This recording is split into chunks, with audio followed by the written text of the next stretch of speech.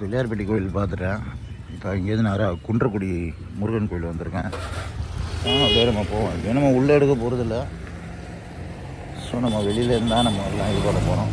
எப்படி இருக்குது ஏது இருக்குது அப்படின்ற மாதிரி தான்.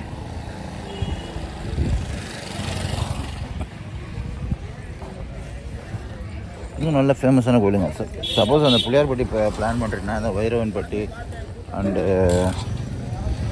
வைரவன்பட்டி, பிள்ளையார்பட்டி அண்டு குன்றக்குடி 3 இதுவும் ட்ரை பண்ணுங்கள். நல்லாயிருக்கும் கோயில். மலைமலை தான் இருக்குது கோயில்.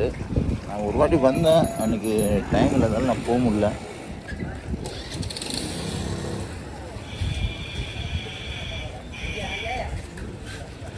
இதுதான் இந்த கோயிலோட என்ட்ரன்ஸு.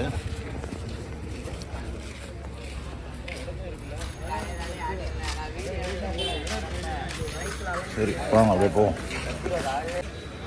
நடந்து தான் போகணும்னு நினைக்கிறேன்.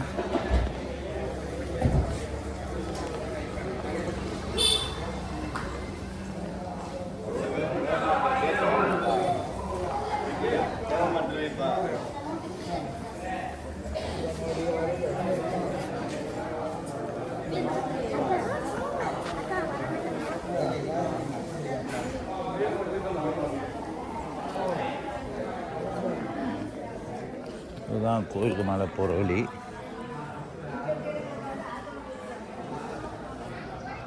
காலையில் 5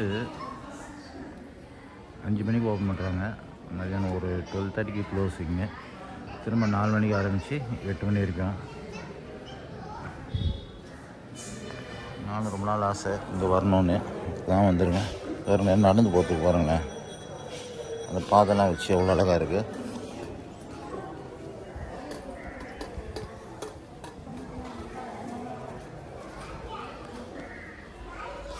ஆனால் எல்லா கோயிலையும் இப்போ வெளியில் ஏற்றிடுறாங்க விளக்கு.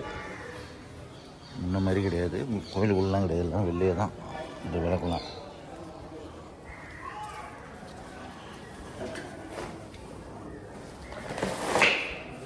இது ஒன்றும் பெரிய மழைலாம் இல்லைங்க, சும்மா அப்படியே நடந்து போகிறது தான்.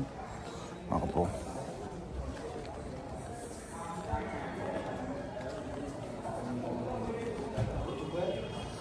கல் மண்டபம்லாம் பாருங்கள், சூப்பராக இருக்குது இந்த கல்லெல்லாம்.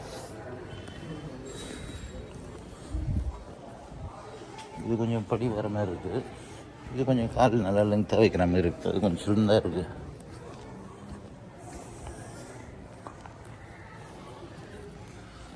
நாலு கோயில்.